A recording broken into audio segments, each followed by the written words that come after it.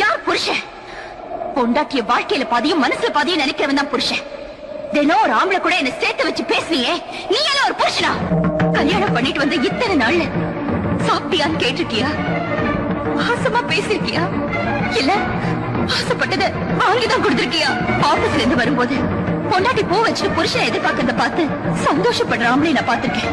யாருக்கா காத்துட்டு இருக்கேன்னு சந்தேகப்படுறியே, நீ எல்லாம் ஒரு புருஷனா? குறை தீக்கணும்னு கோயிலுக்கு போனா அந்த சாமி மேலேயே சந்தேகப்படுறவனையும் புருஷன் சொல்லக்கூடாது.